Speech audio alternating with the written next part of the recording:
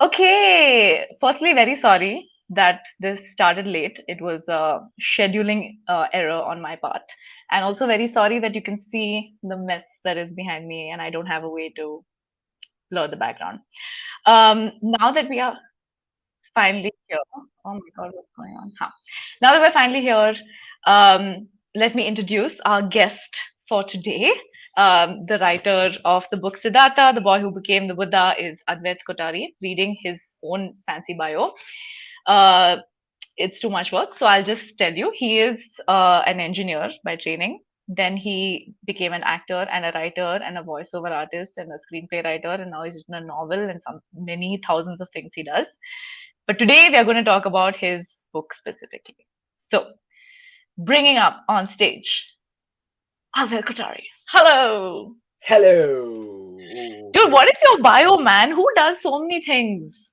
Listen, I have failed at more careers than people have attempted. Okay, and I'm wearing that with But pride. then, therefore, you have succeeded also at more careers than most हाँ, people have गलती tried. गलती सबसे होती है, as we say. Like every so Such a you just like doing a humility. bunch of things, and just like everybody else in the arts, like you can't be, until Yeah, maybe there is a phase where you can do one thing exclusively, or you really discover like that you have to keep trying different things. And I yeah. like it. It kind of keeps me on my toes as well, which is nice, helps you grow a lot. But yeah, that's the idea. It's nice that it keeps you on your toes while it, cripples me emotionally. But I'm glad that Yeah, that's that's just what just a I'm calling light it. That's staying just what on I'm your calling it. toes. Let's go with that. But yes, we all know how what it does. The artists out there, for whoever's listening, you know exactly what I'm talking about. But We every are now all and tired. then, it's also extremely rewarding. There's a reason we do what we do, and we get to create really interesting things every now and then for the rest of the world to enjoy, which is great. Yeah. So let us get into it because I have lots of questions. Okay. I don't. Okay, so to everybody that's watching, this is the book. The link to it will be in the. Hey, matching. Matching, yeah. Same color. Wow, what a Really. coincidence that you have the same book. I know, quite It's awesome. almost like you sent it to me. Yeah, it's It's crazy. so, It's really yeah, crazy. it's just Funny how life works a sometimes. weird coincidence. Yeah, I Yes. love it. This is the book. Now, you have been a writer before. You've written screenplays. Have you written plays? No, you haven't written plays. You've No, I written haven't plays? written plays. No. Okay. But you've written screenplays. You've done a lot of voice work. You've done a lot of like stage, screen, camera, everything you've done. Now, at what point in your life did you decide to write a book? Then I will get to the later questions. Interesting. I think okay, so I quit my engineering job around the time, like a couple of years after I had worked, and I just wasn't happy because I wasn't really getting to create the way I wanted to create. It's also, I mean, there's a misnomer. I feel that people think that there's no creativity in engineering, or you either have to choose something technical or something creative. I think that's not true. Anything you're making or creating, there is an element of imagination and stuff to it, and there's a discipline to everything. But anyway, sorry, I'm just like rambling on. um I kind of I knew that I wanted to create many different things, and I know that at some point in time, a book is one of the things that I wanted to create. I wanted to bring characters to life. I do at some point in time want to also create a play, and I think it was around that time of sort of existential crisis where I was kind of wondering, the usual stuff that we go through after we, graduate. Maybe some people go through it a lot sooner, and I wish I had gone through it a lot sooner. It would have helped me make up my mind. But Same. yeah, I know. But it was at that time that you start questioning, why am I here, and why am I doing what I'm doing? And then you ask, like, what do I really want to do? So this is definitely one of the things that I really wanted to do. I think I'm in love with the process of creation of anything, and there's a lot of beauty to it, whether it's a play, whether it's a book, a song, a movie, anything, anything that's created with honesty and work and the effort of people ends up being beautiful. So I'm fascinated with the process, and I want to. I know, right? I Just know. little Yeah. nudger removal for you.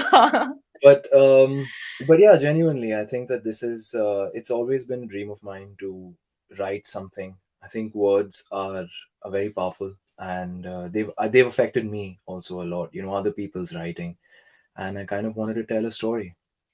And as the Backstreet Boys famously said, it's Streets only and words. oh, sorry, that yeah, sorry, yeah, it Wasn't that it them? Wasn't it Backstreet Boys?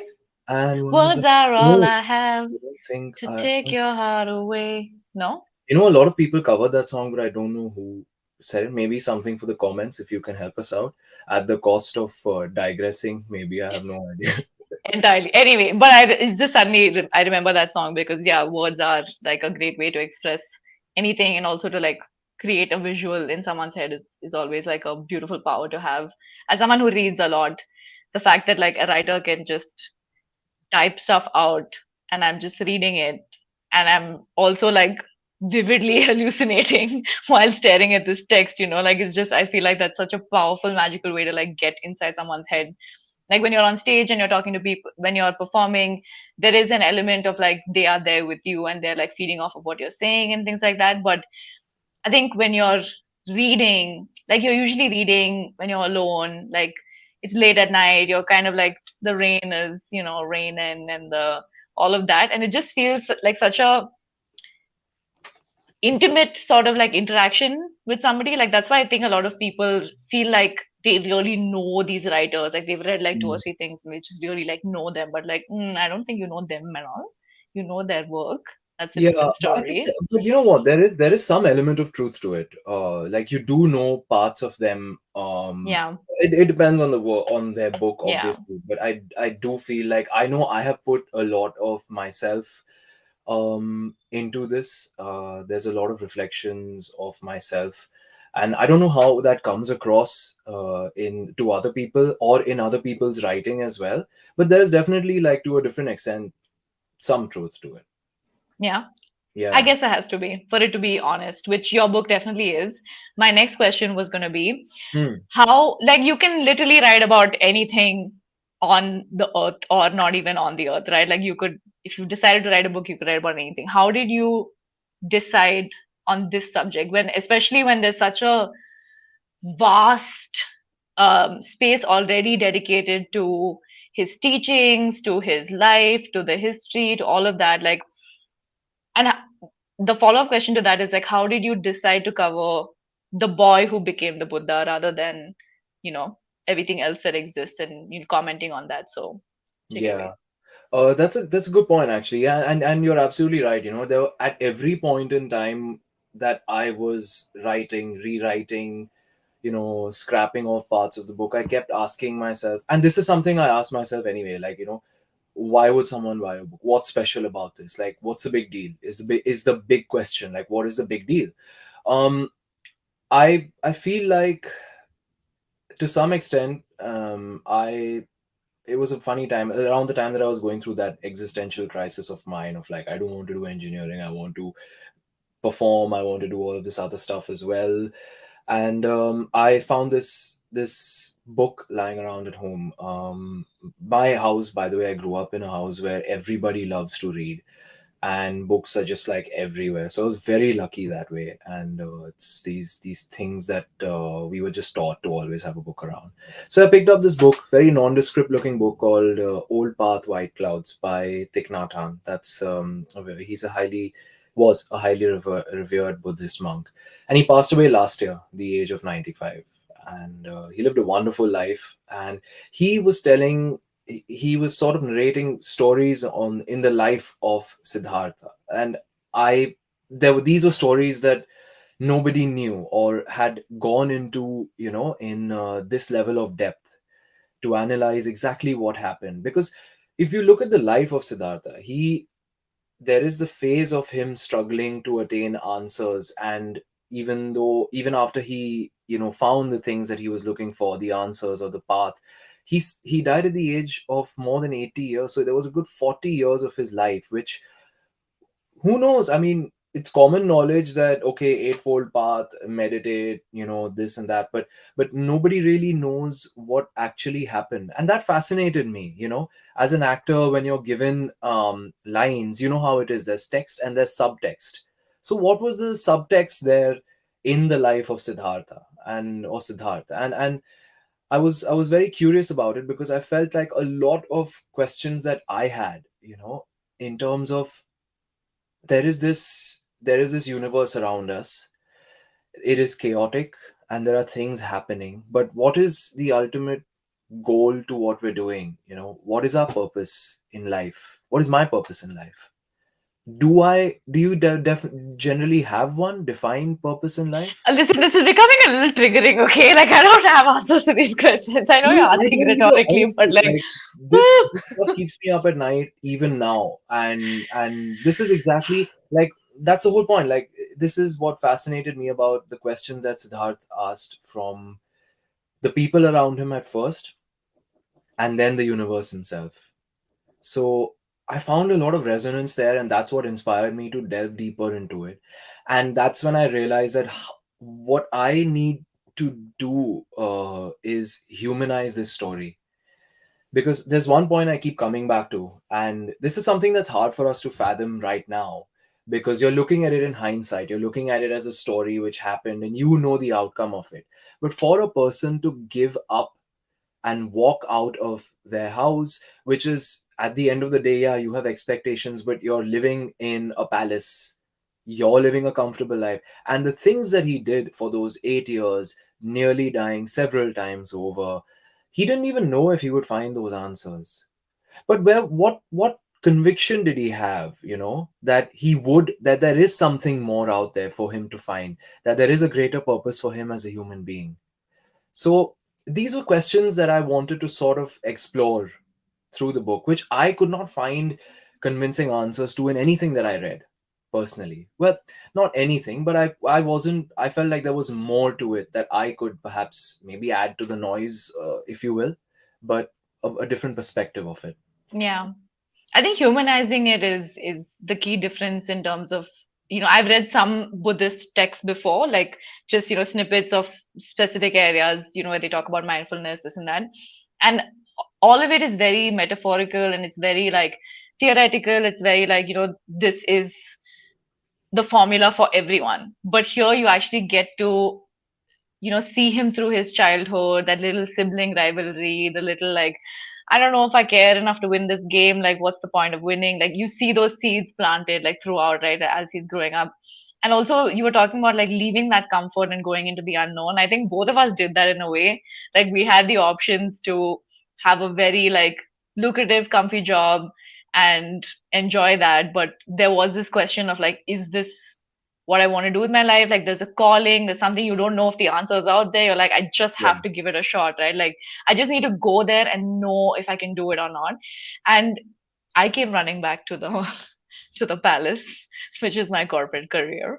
But I'm really glad that I went out in search of it, because I wouldn't be as comfortable where I am today if I Yeah. hadn't taken that step out. So, in a sense, you also have walked a very similar path of like, you know, putting behind a life of like easy comfort and what is like, expected from society, and just wandered off into the wilderness and almost died a few times. You haven't almost died a few times, right? I That's, mean, I mean, I don't know if this is a place to discuss it, but different, the publishers will not be too pleased. not be too pleased, not be too pleased. Yeah. Yeah, Okay. no, there's definitely an element of risk that we all take. I think there's also, I don't want to call people who do, a particular line of work or anything like that as a comfortable job. No one has, very few people have like truly comfortable lives. Everybody has challenges in their own life, and we all kind of find our own resistance to Yeah. work against. So, Relatively comfortable, I guess. yeah, relatively. So we all kind of we just choose that, and these are the choices that we all make as human beings, I guess. Yeah. I mean, but I feel like there's a lot of people that don't have the guts to actually take that step outside. Like I think I've met so many people, like especially when I was working full time as an actor, people would say, "Oh, you're doing it full time." Like I've always wanted to do this. I've always wanted to do that. And I think the difference is how much, I mean, privilege and all of that aside, like how much of that calling, like how magnetic is that calling for you? And I think for some people it is more than it is for others. Anyway, that is another philosophical conversation to have for Yeah, another yeah, time. But coming back to the book, um, there is a very vivid, like, visual quality to it. Do you feel like that comes from writing for screen, or like is that just how you pictured it in your head and you put it down that way? Because there's so much like detail about the, like the human interaction, about the appearance, about the, looking exhausted or looking fresh or looking calm. Like there's a very clear visual that's always painted. So just wondering where that, yeah. how, where, what, Interesting when, why. question. Actually, have you've read a script? You've read many scripts, right? In the Yeah. time that you were working and stuff. You know, tell me the descriptive quality that you have generally in the average script. People have this like misnomer that that script. 30 woman in her 30s enters. Yeah, That's it. that's it. Yeah. So it's actually not like when you write for screen. There's nothing, you know. There is, yeah, you obviously do have a vision towards it, but you kind of have, it's taken over at some point in time by, and this is something that I feel like a lot of people don't know as an insight into the world of things being produced, movies, films, etc. But there's so many people. It's not just the writer or the director who sits there. There's an art designer, there's a set designer, there's someone who sits and matches the color tone of the costume to the color tone of the set, and the then there's color correction coming in at the post editing stage. So there's a lot of people's vision, so this is kind of the writer's way of saying, मैं सब कुछ कर सकता हूँ, like I'm going to do this and this is my show. But jokes apart, I was this is the way I visualize things when I think of the story. I just, when I'm going through it, daydreaming about it, I do see these things which pop up, like the maybe it's the texture of the dress that people are wearing, or the weather playing a part of how things work at that point in time. And I also feel like these, yeah, we do romanticize it to some extent because it's so different from what we're used to now. But also these things, they play a part in telling the story, in in the way things were, in the way life was back then, or for that matter in any period of time, and Yeah. in that particular place as well.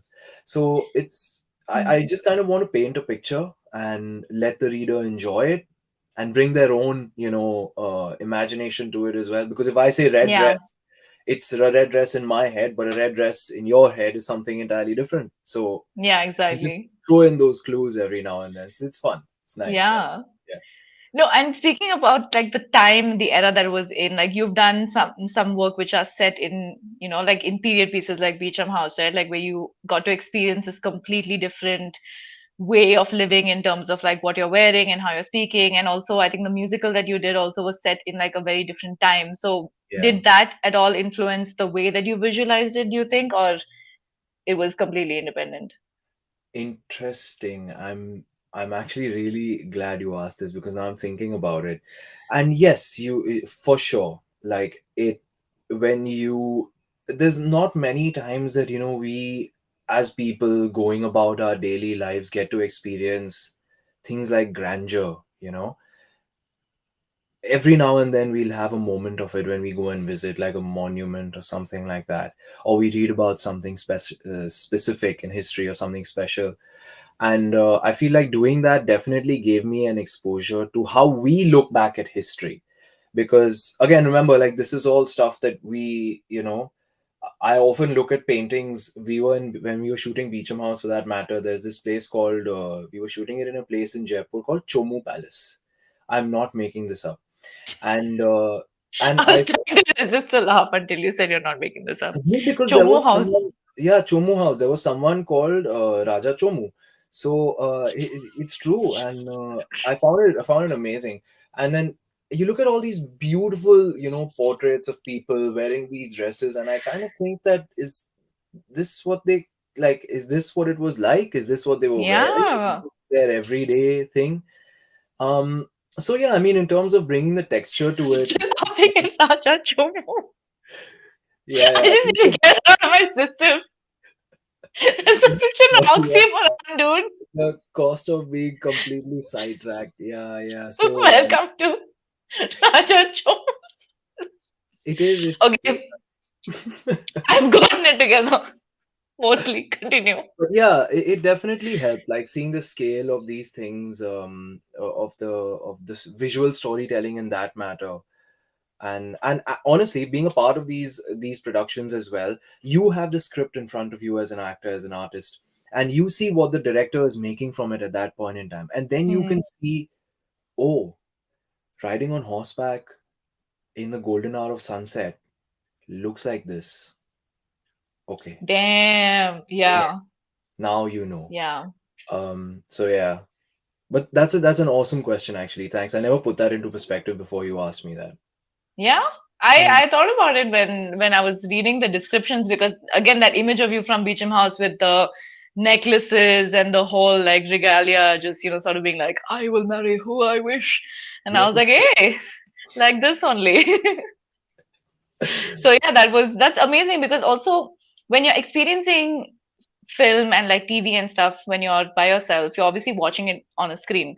But when you're there and you're on set and it is golden hour and there's a smell in the air and there's the wind in your hair and all of that, like it just, I feel like it's a much more immersive way to experience like that moment, which is not just visual, right? It's so many other things. So I think that was like, I think you did a really good job of that in the book also, like, setting up lots of different scenes, like, the early morning horse rides and the war and the romance and all of that. Like, what is you're some secret romance novelist, is it? yeah, Such I've been ghostwriting. sweet romantic scenes you've written. So, and the thing is, again, with Siddhartha, with Buddha and all, you think like, oh, this man has never touched a woman in his life, and he's just always prayed, and he's always a good person. And in this book, you're like, he was struck by her, and like, oh, he was feeling shy and all. I'm like, oh, he was feeling shy and all. Oh my gosh, what's going on here, Buddha? Like, I think you really did such a good job of humanizing, as the subtitle says, the boy that became the Buddha. So Yeah, yeah. very nice. I Good think, yeah, romance. yeah, actually, interesting point. I feel like the that a lot of the time, I mean, he is someone who has had such a profound effect on world religion, on so many schools of thought as well. He's had such a profound impact on the world, but he's a human being, and this is how he grew up. So I didn't want to shy away from this part of his, maturing, because he had a very unique perspective on very, very many different things in life. He therefore loved the, sexual relations, things like that, like, which were just, they were also part of the things that he was curious about. And you have to remember, like, this was a very different time, from what we have now. So a prince's initiation into the art of lovemaking, perhaps there was a certain way that it was done. It was not,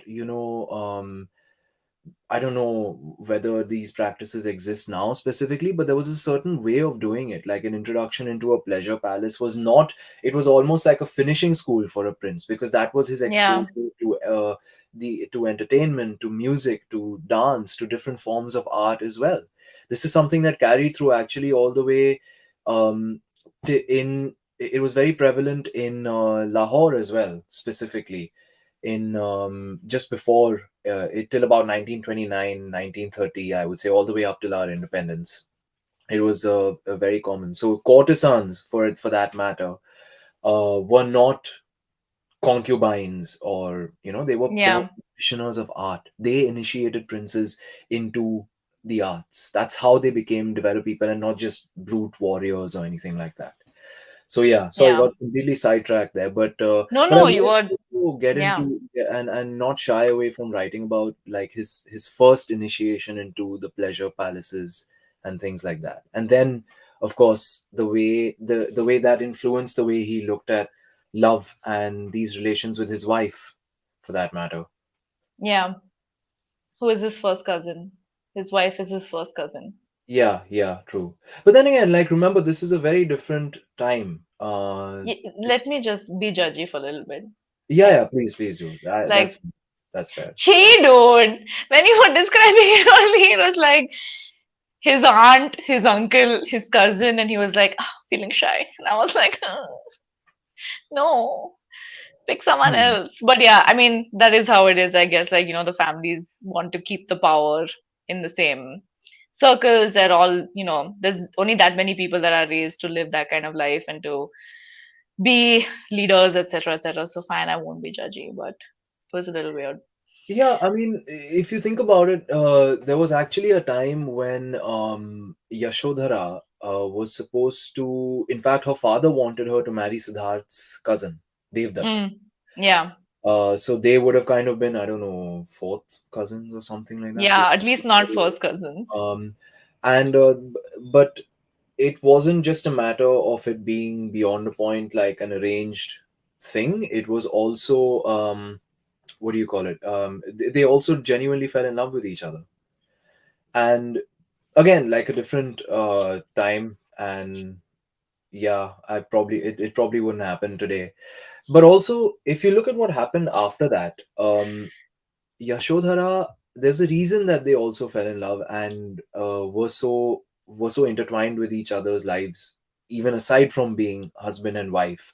It's that she was actually his biggest support when it came Mm, to finding these answers. We yeah, all tend to think that, Siddharth he abandoned his family, he walked out. Yes, he did. He did all of those things, of course. But the way it happened and the way it played out and the role that Yashodhara, his own wife, played in supporting him for yeah, that, was also very like it. She was not an ordinary person, you know. yeah. It's She not to was be understated. And she was the first, she was like the first companion also that like was with him when he first discovered like what is out there, right? Like, wasn't she the one who was with him?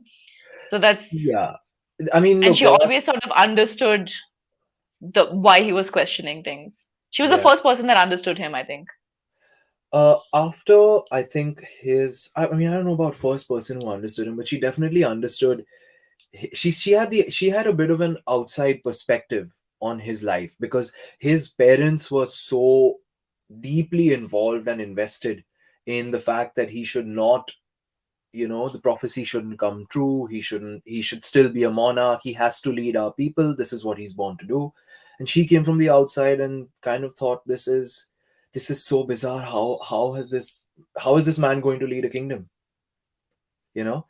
So for a person to do Yeah, that and to then for that matter take charge of, say, of not well take charge of it, but definitely play a part in introducing him to the aspects of life which had been hidden from him for so long.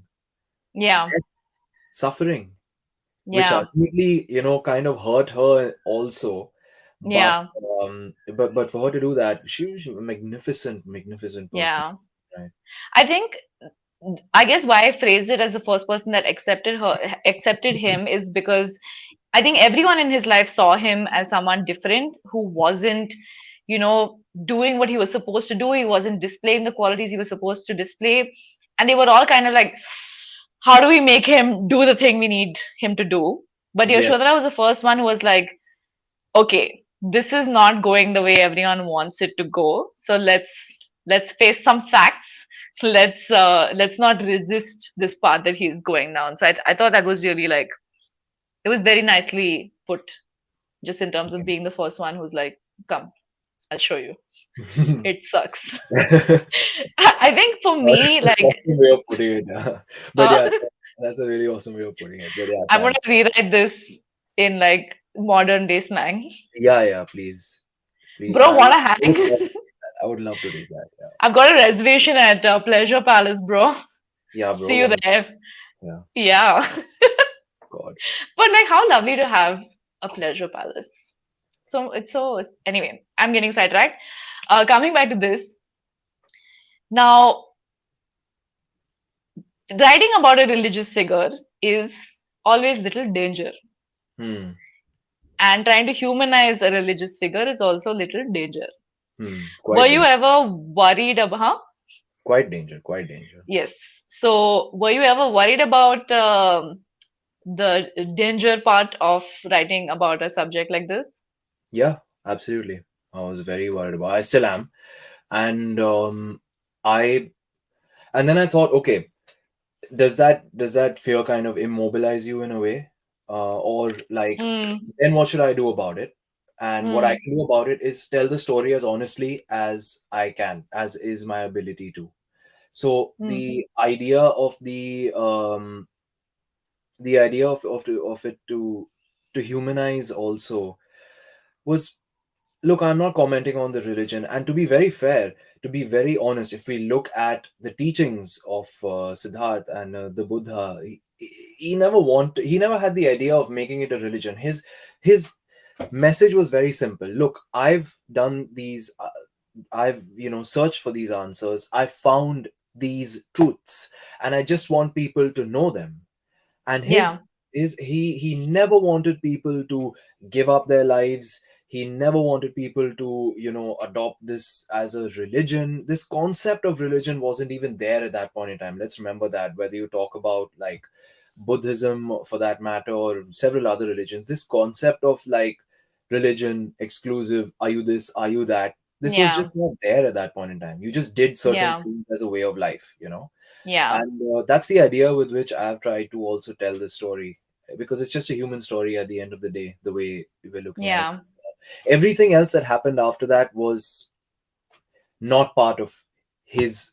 It's a part of his legacy, of course, but it's not a part of his immediate life, his story, yeah. so to speak. And if he could see us now with our giant Buddha statues all over the world, he'll probably be like, "Not what I was going for, guys. Maybe, Not the vibe I was kind of looking for." You yeah, maybe, know? yeah. Who knows? Who Who knows? knows? The other thing I wanted to say, that it's not really a question, but I think there are many approaches that you can take to arrive at, like, looking into philosophy, or like, why do we exist? What is the point of life? This and that. I think for me personally, my big questions about how the world works have always been around suffering. Like, why does suffering even happen? Like, why do some people have such a difficult time and some people have such a relatively easy time, right? So my questions about religion were always around that. And when I started reading this, I was like, oh, great minds think alike. Siddhartha, me too. I got the same questions. So I really liked that aspect of this, because I don't normally read this genre, I would say. Like, I don't read philosophy, and I don't read um, anything that is particularly steeped in any kind of religious practice, or like religious iconography, or like religious figures. So this was a deviation for me in terms of the genre. But as I started reading it, I was like, hey, it's really interesting that like he had the same questions that I have. Like, and I had underlined a few things also. I was like, me too, dude. There was, I think, one. Wait, I'm flipping through it now. Yeah, let's see. Um, I have a few underlines. Okay, let me. So it was really nice to sort of go through it and feel way smarter than I see myself as, because I'm like, if Siddhartha also had this question, that means it is not a dumb question. I love that validation. It's so true, though. It's so true. Because This one I have randomly found. Sorry, I'm Hmm. cutting you off. Yeah, yeah, go for Um, it. was it sadness that he actively was used to seeking, or did he just see things that other people didn't, and why? That one was huge for me, because I have been diagnosed with depression. I take antidepressants, and a lot of people are just like, "Oh, you just have to change your mindset, see the bright side." Like, and a lot of what you do in therapy also is learning how to sort of reorganize your perception of the world, and like, you know, how you view what happens to you and how you react to it and things like that. But there are some days when I'm just like, if you live in this world and you're not depressed, like, are you just deluding yourself? Like this, so, Yeah. and I ask myself this all the time, like, am I just seeing the worst of everything? Am I Yeah, addicted to I mean that's sadness? a really interesting question, because if you look at and I'm drawing the parallel now with the life of Siddharth, like his world, his parents tried to make it so that forget about sadness, there was no concept of aging and suffering. The finality of time, the finality of one's life was just not there. He didn't like so And he managed to find these pertinent questions even in that. Yeah, So, I mean, one of the things that he also says was that, look, suffering is one of the universal truths of life. What can you do is choose your suffering. yeah, So, yeah, I mean, that's the power that you have, you know? yeah, It's, so I guess the human mind is hardwired to find certain things at some points in time in their life. That's a combination of what you're exposed to. But like you can see in the case of Siddharth, I mean, if you are hardwired to think a certain way, you will think that way regardless of where you are, you know? yeah, And the world right now, and what's happening everywhere is like, well, sorry, I just had to stop myself from, I have to keep this PG-13, right? So can't like swear and stuff. But why do you have to keep it PG-13? I'm keeping it PG-13, man. Like, but anyway, but I Why think that the fuck whatever's not? happening in the Just say world right whatever you want to fucking say on this fucking channel. now. Listen, I'm not that gutsy, okay? Okay, Um, fine.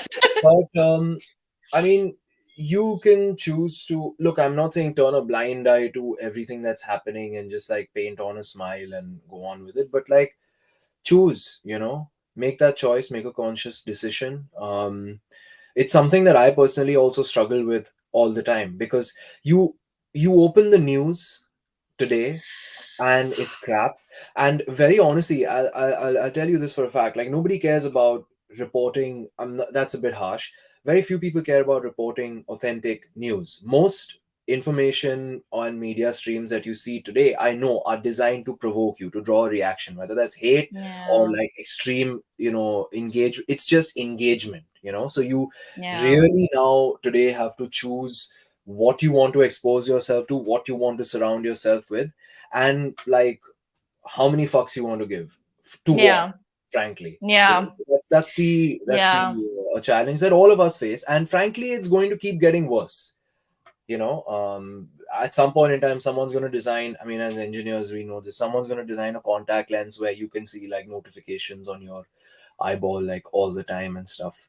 So it's going to happen, and at some point in time, just shut the damn world out and look within, which is yeah, exactly what Siddharth has been saying for 2,600 years now. yeah, Cover means be your own light. So yeah, regardless of what's going on outside, or in spite of yeah. what's going on outside, I you think do. the first step, or one of the lines that really resonated with me towards the end of the book, where he just says, he's like, we have to accept that suffering is going to happen. Like that, I think when I was younger and I was more like, why isn't the world a better place? Like I was so angry at everything, right? Like I was so angry at injustice. I was so angry at like inequality.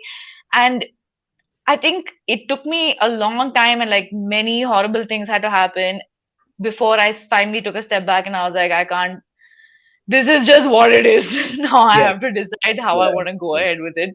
But yeah, I mean, even when like I used to like listen to these podcasts and about activism, and I would see these younger kids getting really like passionate about so many different causes. And I also used to be like that, like trying to champion everything all the time. And then you get to the point where you're like, I can't. Like yeah, something in you snaps and you're just like, I cannot be passionate about everything all the time. I can't. There has to be yeah. like one set of people that are focusing on this, one set of people focusing on that. Like pick your cause and protect your energy, because otherwise it's too much. Yeah, I It's mean, just too much. especially during the pandemic, I read about this thing, which was a very unusual thing, and called compassion fatigue. And Mm, I like, how many things do you feel bad for, and how many things do you? There's a limited amount of these these chemicals we have in our body that influence our feelings. Like once those run out, like you're just drained out, Yeah. so I think, yeah, choosing that is also very important. Choosing what we kind of devote ourselves to, where we one of my friends actually said a beautiful line which has always stuck with me: where attention goes, energy flows. So Yeah. choosing that is quite important, more so now than ever, and will continue to be so. But Yeah. yeah, I mean, it's something to think about for sure, and it means a different thing Yeah. to each one of us, which is why, Yeah.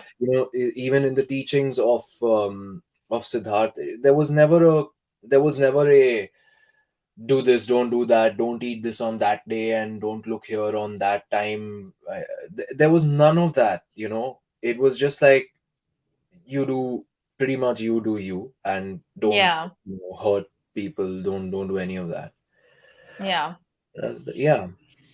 I'll just take a quick sidetrack and say, please keep the comments coming in because we will Oh get yeah, to we've them got quite a shortly. few Yeah, comments. so we'll get to them. I'm just gonna read a few more things that I've underlined, which I did not put sticky notes for, which is my bad. But okay, I have another question while I'm searching for this. Yeah, Did you yeah. have like a target audience in mind in terms of age? Because this feels very accessible and very like I feel like a younger audience could really benefit from this. Did you have that planned in that way, or did it just sort of happen?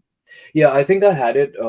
I didn't have someone specific, but I feel like, the when I was studying Shakespeare, and I'm not at all comparing it, but the general thought was that why was Shakespeare so popular is because someone could anyone, regardless of age, place in society, any of that, anyone could take something away from it and go home entertained from that play.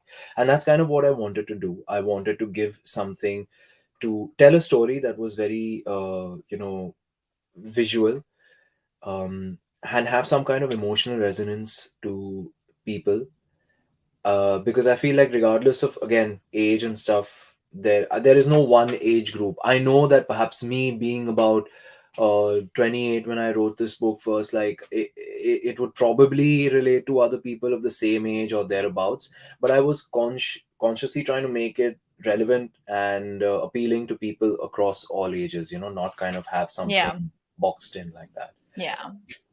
And I also think that a lot of it's very easy to make text very dense when you're talking about such heavy subjects. Like it's really easy to make it super, like jargony and like overly detailed. And then that sort of becomes like a gatekeeping exercise, right? Like even with whatever little philosophy I've tried to read, I'm just like, this sentence hurts my brain. I don't want to do it Yeah, anymore.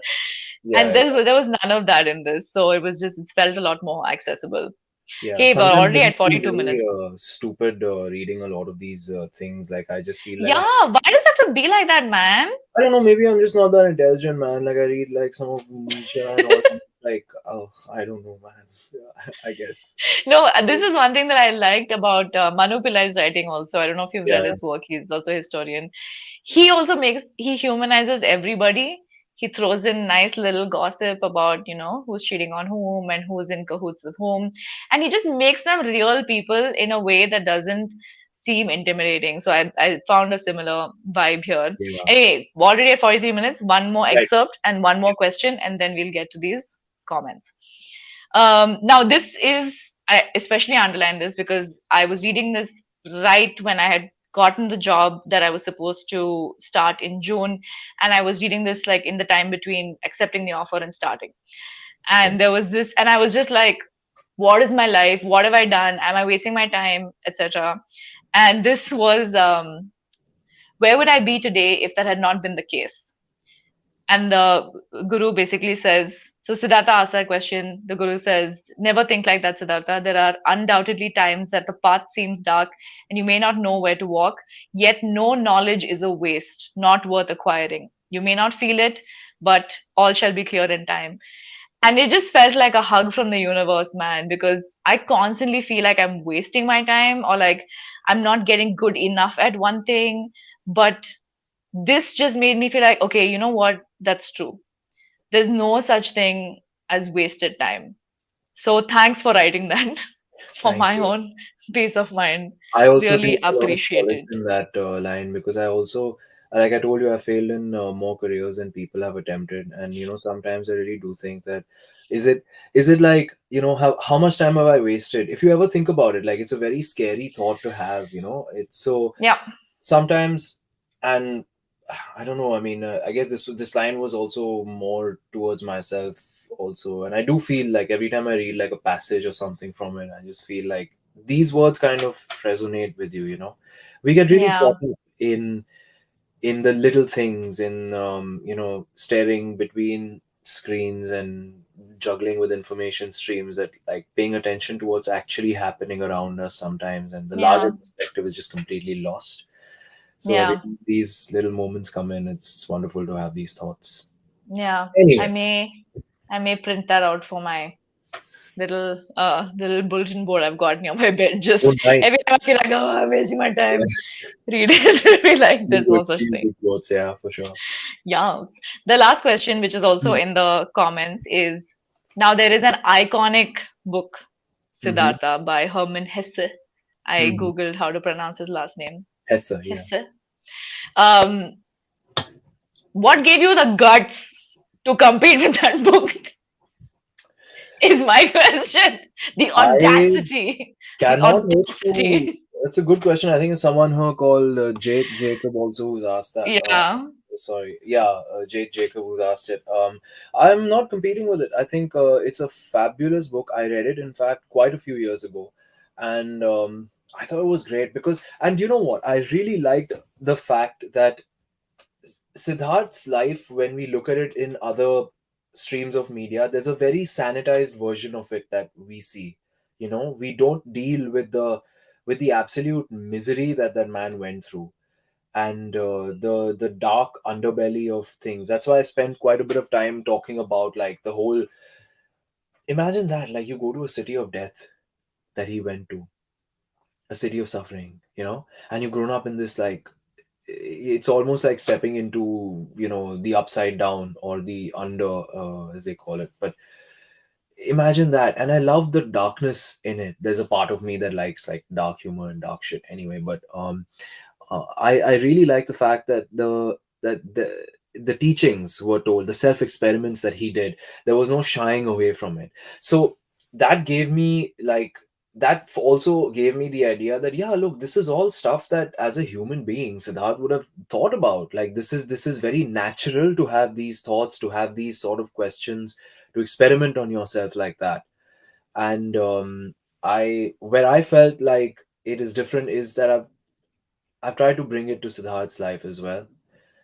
And that's a fabulous book, that's a fabulous book. But it's told also in, I think it's a very interesting time in history that was, because if you look at it outside the world of Siddharth, there was also another hugely influential figure who happened to, experiment on himself and have experiments with the universe as well. Mahavir, very similar time, Lord Mahavir. Yep. So imagine that would have been an amazing time to be alive, or maybe I don't know. And I feel like bringing it to Siddharth's world in the light of the life that he had, bringing in whatever we already know from his life, and then kind of filling in the dots. And we know what happened, but how did it happen? How did it Yeah. really happen? Yeah. So that was what I wanted to tell. And no, I don't think I can ever compete with that book. It's a very iconic book, of course, and books don't compete with each other. That's a very everything can coexist. That's This a lot. was this was a journalist kind of question. No, I loved it. It's a Who very wrote it better? yeah. No, no, no. God, God. Don't we all hate those? Um, yeah, I feel like, a lot of and this is something that I really enjoyed about watching The Crown also. Like, obviously, it's fictionalized, but those conversations that you have to set up that are happening in bedrooms, that are happening in balconies, that are happening in whispers while someone is looking over something, that's Yeah, the stuff that you have to really sort of put yourself in that situation and wonder what they said to each other, right? Like, we know the outcome, but how did we get there? So I yeah, really like those details that you have included in the book. yeah, yeah. I think I was Okay. fascinated by like this one moment where I think I saw a friend of mine told me this. Okay, they were doing a Shakespearean play, and there was this massive mess up on stage. So it was literally like, "He doth said to me, hey, chalna yaar." So it was like one of those very, Oh my God. yeah, yeah, Uh, yeah. So it was like, and I'm trying to think like, okay, we know, but we know from a historical point of view, okay, people would have talked this way, people would have, behaved this way, but that's just what we know, At yeah. the end of the day, there are very human emotions to how we communicate, and the very human emotions to how we behave with each other. Yeah. So, yeah. It is Anyway, very sorry, cute. to It is digress. very cute. Thank That's you. all.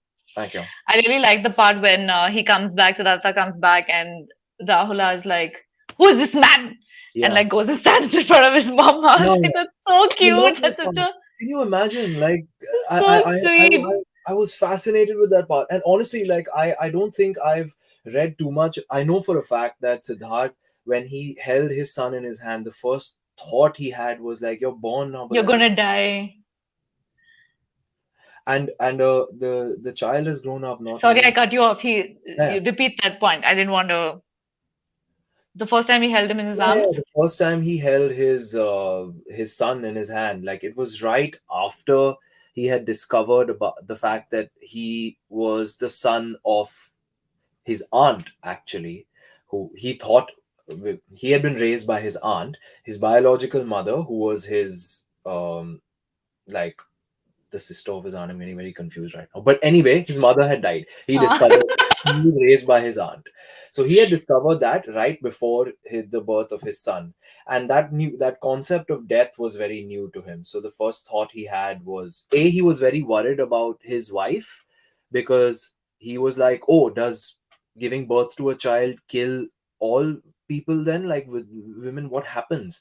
So he was very worried about that. But after the miracle of birth happened, he held his son and said, "Yeah, but then that means if death is universal, then you too shall die." And for that's a some. that is some dark shit.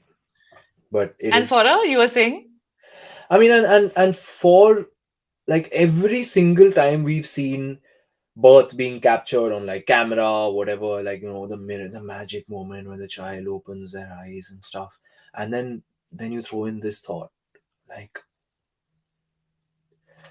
but he's right. yeah. And the other series in which this is talked about a lot is Harry Potter.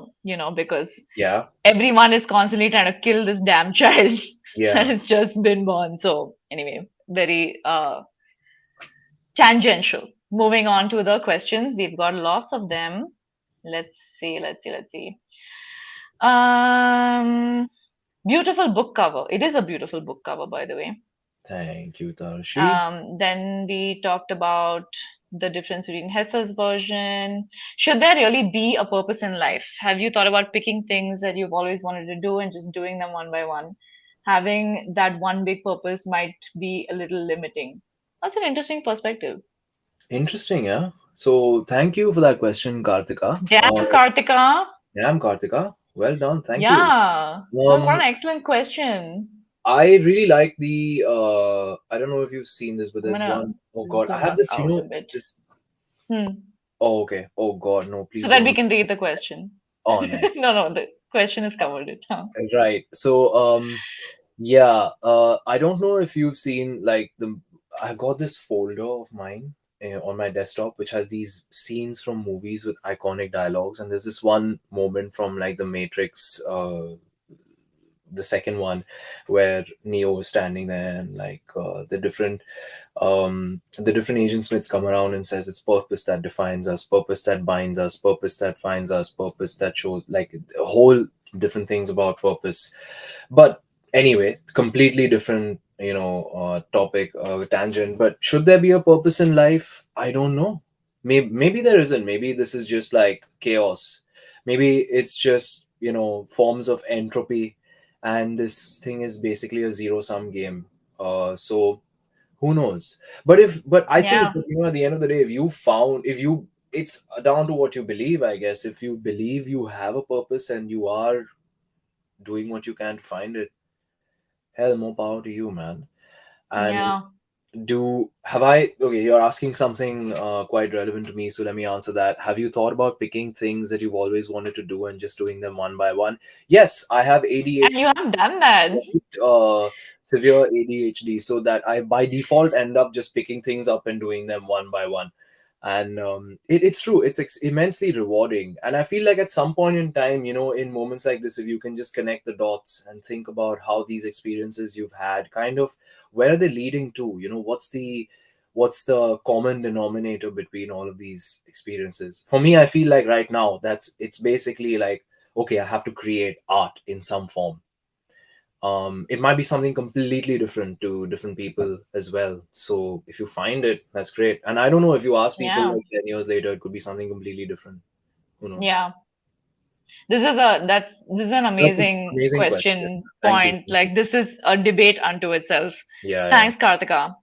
Shantanu has a bit of a different take. So yeah, You must okay. I suffer must long actually, not sorry, knowing before we what. read the question out, if I may, Ah, I want to just say that Shantanu is the one of the reasons that this book has actually come out into the light. It was just on my desktop going through draft number ah. 370, but Shantanu pushed for me to, get it, work on it further, and then help me get it published as well. So thank you, Shantanu. This book is not possible without you. He's done a lot to help Aw. me. Yeah. Thanks, So, Shantanu. He also thinks about suffering a lot. Let us read his comment. You must suffer long not knowing what until suddenly out of bitterly chewed fruit your suffering's taste comes forth and then you will love what's tasted. No one will ever talk you out of mm, it. Damn. Genial. Yeah, that's a beautiful thought. That's Maybe it's a fruit that only you find sweet. I'm waiting to find the fruit, yo. Still in the suffering phase. Anyway, moving on. Thank you. Um, while researching researching for the book, what are some of the hard hitting facts that made you take a moment and just absorb? Oh yeah, there were so many of them, honestly. And so PXI, thanks for that question. I there were hundreds of them. And you know what, there were so many parts of the book also, that so many stories related to this that didn't make it into the final book, because the publisher at some point in time was like, listen, I'm not going to print like 3,000 pages just because you found these stories fascinating. Rightly so. So, uh, but there's a beautiful. Okay, so the story of Ajat Shatru. I don't know if we're very familiar with it. I've touched upon it, and this is one of the things that I wanted to, have a little more space to kind of work around, because it's amazing. He was the biggest critic of Siddharth. He actively did everything to destroy, like, the Sanghas, the school of thought of Siddhartha. He multiple times tried to have Siddharth killed as well, but he became Siddharth's biggest um, proponent. After he died, he became the biggest. He is probably the reason why Buddhism is known across the world and is a religion today. It's probably because of Ajat Shatru, who spread the word and the teachings of Siddharth more than ever. And he had a very Yeah. the life, the history that he had with his father, King Bimbisar, who, imagine this, I'll just tell you like one of these stories, one of my favorite ones. King Bimbisar was told by actually, there was a legend, there was a prophecy that the son of King Bimbisar would end up killing him. All right. So Mm, what ended up happening is that his wife was not able to take it. So she as soon as Ajat Shatru was born, she tried to send him off into the river and somewhere else. But he came back. He discovered that basically this is what happened, and ironically, I mean,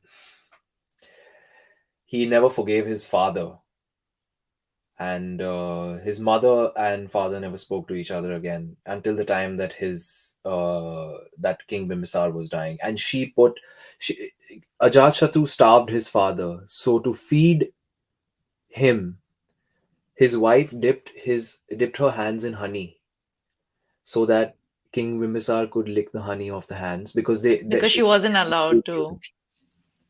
Yeah. Some of the things that I mean happen are just bizarre, and it's just And crazy. then he also then ends up with the courtesan that he Yes, was the always very angered by. courtesan because of which he Yeah. started the war on Yeah. Vaishali in the first place. He falls in love with her And because that's they, something when, because huh? they couldn't look each other up on Instagram, right? So they didn't know what to do. Right. Yeah, exactly. Yeah. So But when I was reading it, I was like, okay, he's probably gonna like he's attracted to her. He's gonna hook up with her and then be like, it's kind of gross. Like, 'cause she was like my dad's bae. Like, maybe I should like GTFO. But he falls in love, and I was like, damn, dude, this is it's like complicated. forbidden fruit, right? That's what it is. Complicated. Yeah. Absolutely forbidden fruit. We are past an hour, so we'll take one more question. Right. What? Right. Yes, this is something I wanted to ask you also. Uh-huh. So, has writing the book made you change or reconsider aspects of your own life? If the answer is no, I'll be very disappointed. Yeah, I do that every day, honestly. So yeah, thanks, Tashi. Reconsider everything.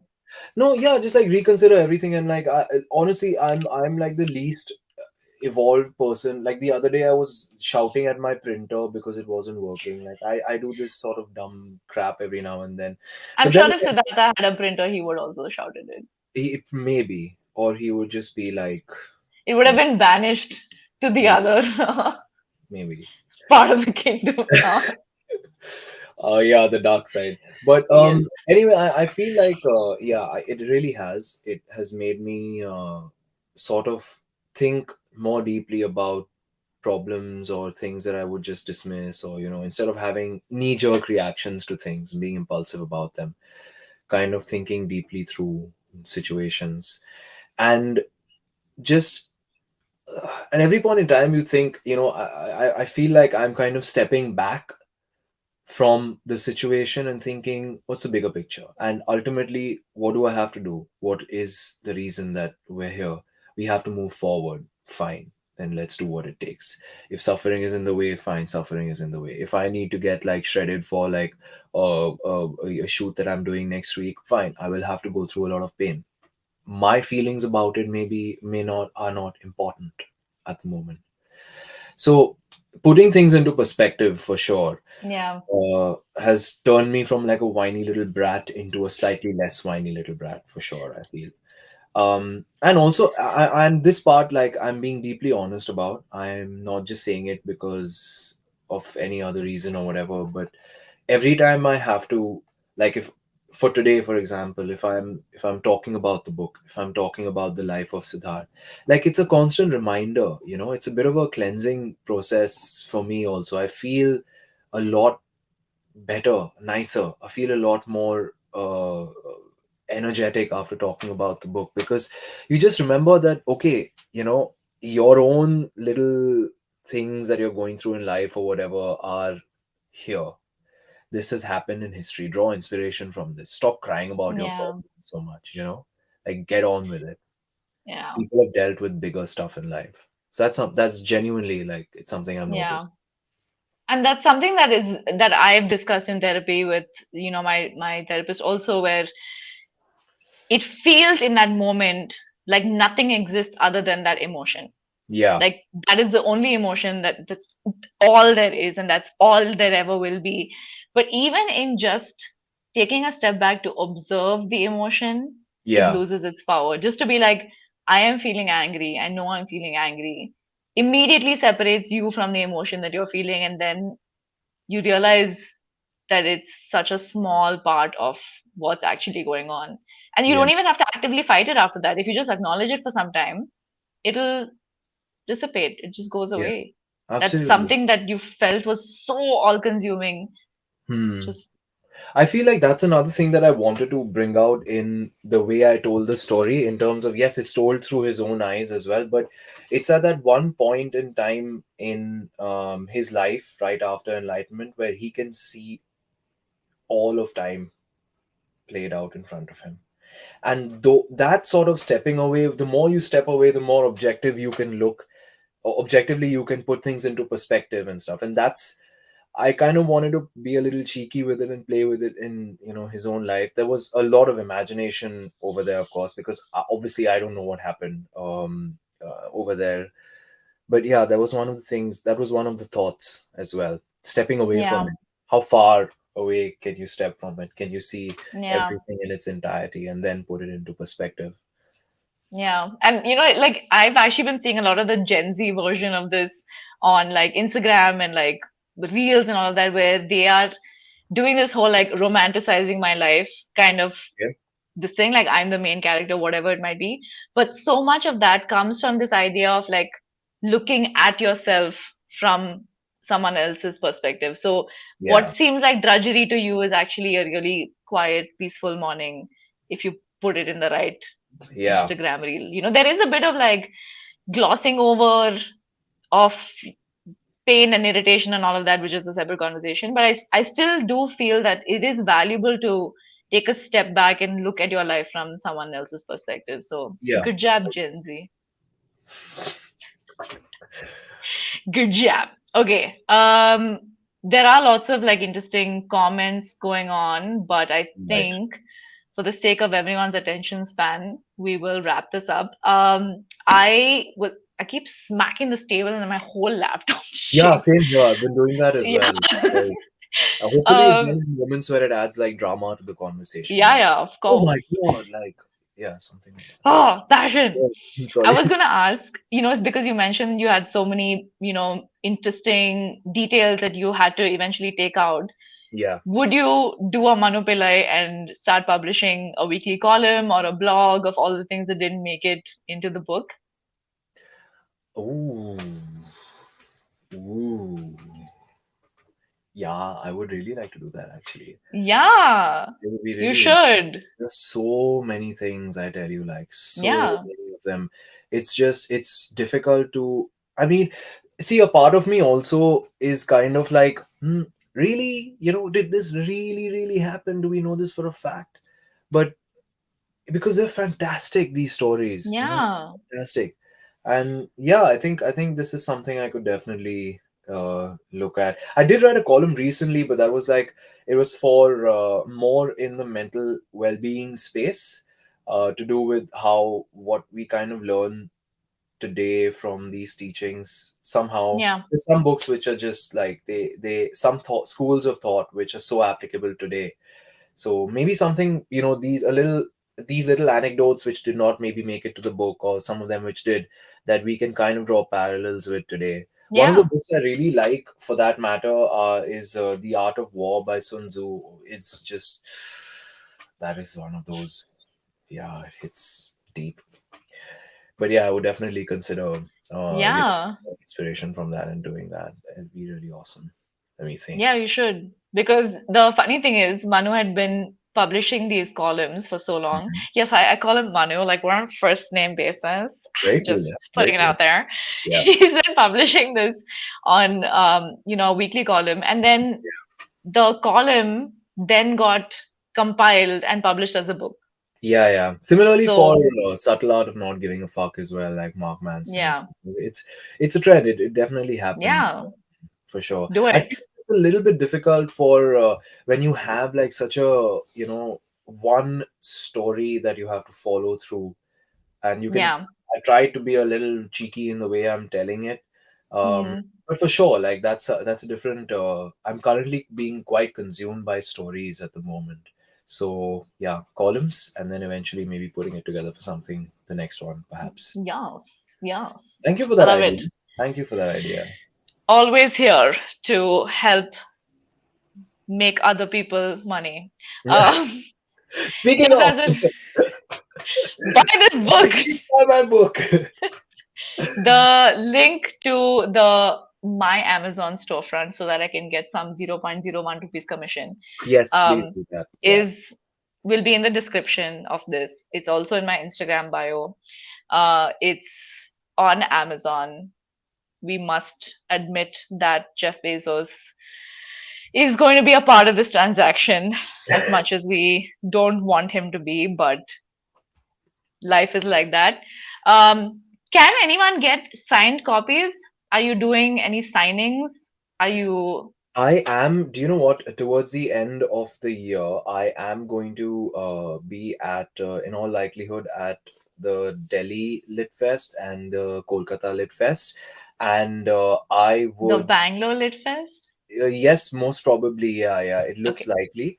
If they accept this yuppie author, first time new boy on the block who wants to just like come show up and sign copies and all, great. I'll be there. I will be most happy if you've got a copy you want to get signed. I'll be Yeah. most happy to do it.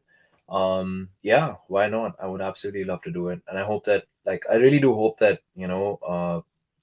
people take something like away from this book, something to think about, Yeah. whatever way you want to process it. It's a wonderful story, and just more people Yeah. read about it, I feel. And if people read it and they have feelings and they want to share those feelings with you, what is a good way for them to get in touch with you? Do you prefer Oh like yeah, a please. Instagram DM or email?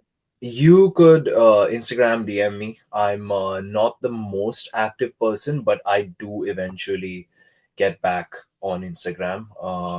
A lot of my Excellent. friends are watching this thinking like, ha ha ha, yeah, sure. But I promise you I do. It's literally Advait Kottary, my name that's up on the screen right now. Just to at Advait Kottary, you'll be able to find me, and you can DM me. And yeah, I would love to know what you think about the book. I know that I myself am. This is of course my first book, and now I'm kind of entering the phase where I'm trying to learn from it and very harshly, critically looking at it and thinking, no, this was not 100% there for the next one. So I'm in that phase, and so the next one has got to be like pretty on it. So we'll be talking again like this, Urvashi, maybe in a year or Yes, something. And right. Another book. Yeah, let this second one not take. How many years did this take from uh, conceptualization to Five publishing? years. 5 years. 5 years. I mean, pandemic and stuff didn't help for sure, but it took like five Yeah, years. It was just quite yeah. quite insane. But yeah, Okay, we're expecting the next one soon. next month, yeah. 20, Sure. huh? No, no, I no, want no. the draft in my inbox by Monday, which is in 10 minutes Yeah, of course. Why not? But yeah, India speaking time. of that, I want to just say thank you to everyone who's joined us so late before a work day. I mean, it's convenient for me. It's like Yeah, 7:15 in the evening on a Sunday, and it's chill. No problem for me here. But yeah, thank you very much for joining us, and thank you for these amazing comments. Some of them have been quite funny as well. We haven't delved into those, but some of them have yeah. been really insightful.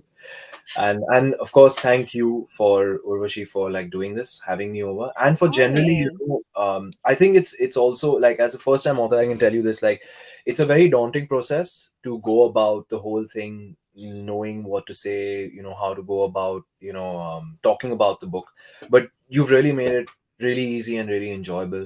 And thank you for the questions as well. It's nice to be asked, and you have to think about what you've done in a very new light. It's a very very enjoyable process, so thank you for that. And Yeah. yeah, yeah, yeah, look forward to the next one. Okay. That's And the correct. summary of this 1 hour, 12, 13 minutes is buy the So book. buy the book. Thank you. That's it. TLDR, buy the book. But yeah, anyway, TLDR thank buy you the so book. much, Yeah. guys. It's been an absolute pleasure, and I will leave you Yes. to your evenings. Thank you so much. Take care. Bye. Ending this broadcast. Bye.